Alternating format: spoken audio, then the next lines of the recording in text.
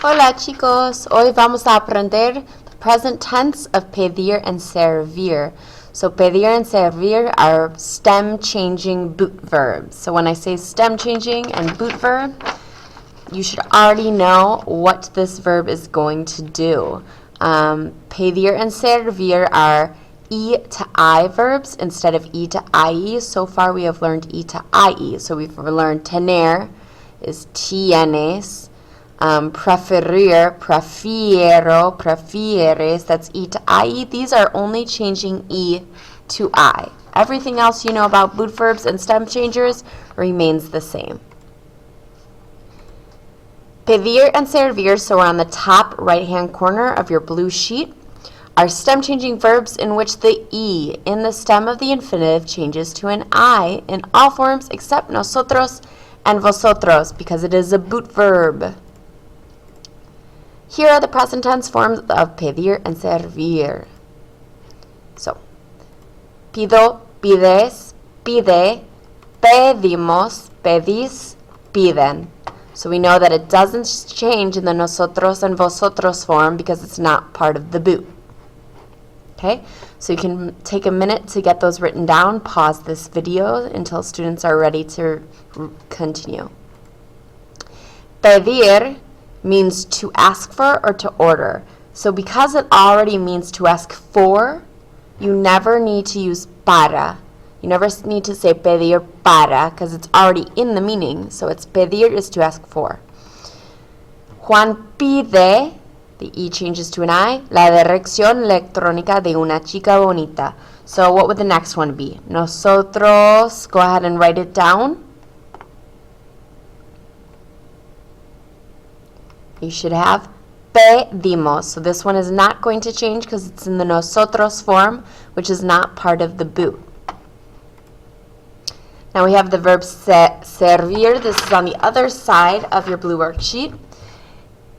And it does the same thing as pedir, and it just changes from the E to the I. Sirvo, sirve, sirve.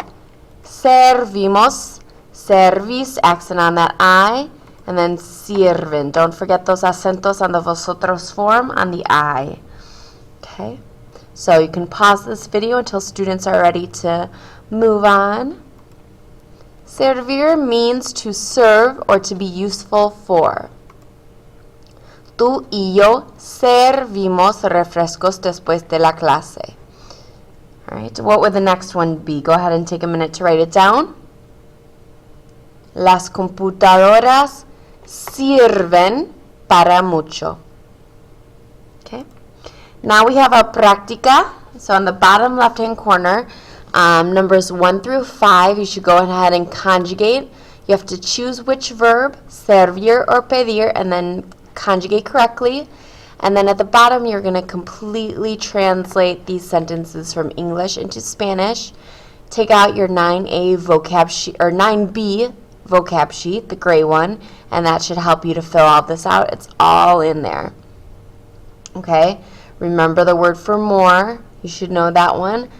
Permission is right here, permiso, but the rest should all be there. Should, the verb should is deber. Remember, D-E-B-E-R. So you should know that you should. You just have to conjugate deber for in the right form. Okay? Remember also the rule about if there's a conjugated verb, then right next to it, what happens after a conjugated verb, right after an infinitive, can you conjugate the next verb or not? All right, so you can pause this video, and then once students are ready, we can go through the answers.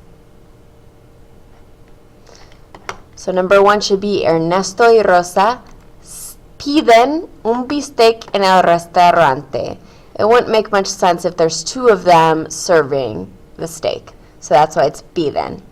Las computadoras sirven para hacer muchas cosas. Google sirve para buscar información en la red. So that's what they're used for.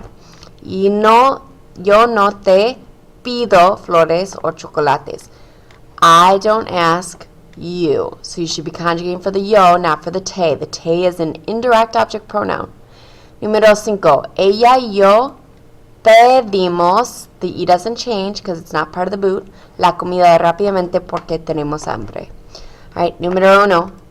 Los gráficos sirven, E to I, para hacer las presentaciones más interesantes. Don't forget your accent on the A here. And then número 2. Tú debes pedir permiso para grabar el disco compacto. Alright. Muy bien, chicos. If you have any questions, please write them down on your sheet, and I can answer any questions you have on Friday. Be good for the sub. Gracias.